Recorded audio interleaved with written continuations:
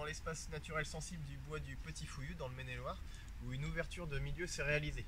Ici, les élèves techniciens en génie écologique du CFPPA Angers-le-Frêne ont été mandatés par la Ligue de protection des oiseaux pour réaliser des travaux d'entretien de la ripisylve, qui sont inscrits dans le plan de gestion du site.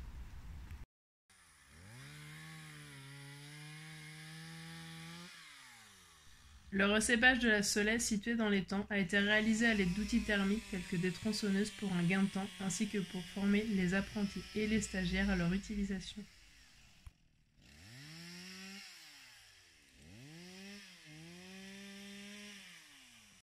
C'est beau d'ouvrir un étang, mais ce n'est pas très écologique, car nous sont des arbres, n'est-ce pas, Ninon? Oui, je comprends, mais regardons d'un peu plus près l'enjeu de cette zone humide.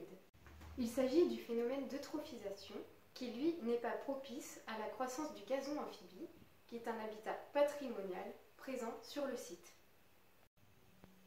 Cette dernière subit un comblement par le développement des saules ici représentés. Or, en plus de cet avancement, les saules enrichissent le sol par un dépôt de matière organique. Celui-ci est dit patrimonial car il présente plusieurs espèces protégées, notamment la cicandinène, présente sur les berges de l'étang. Et alors pourquoi privilégier plus le gazon amphibie plutôt que le saule qui se trouve au fond derrière moi?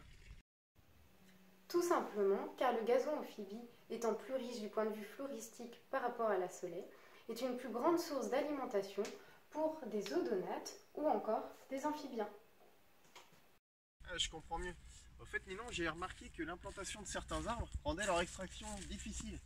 Tu sais comment ils ont fait?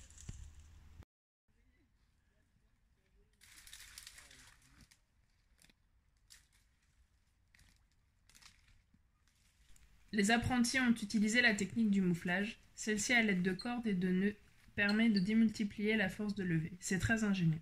Les apprentis ont également dû penser aux zones de stockage. C'est ainsi que par un travail de groupe, ils ont fait diverses tas dans les sous-bois.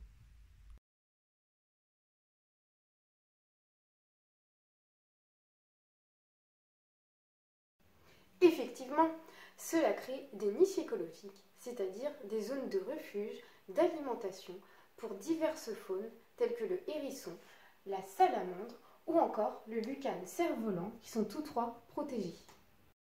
Tout à fait. Ils ont également pensé à agrandir certaines ouvertures puisque le site accueille différents publics tels que des randonneurs, des marcheurs et même des chasseurs.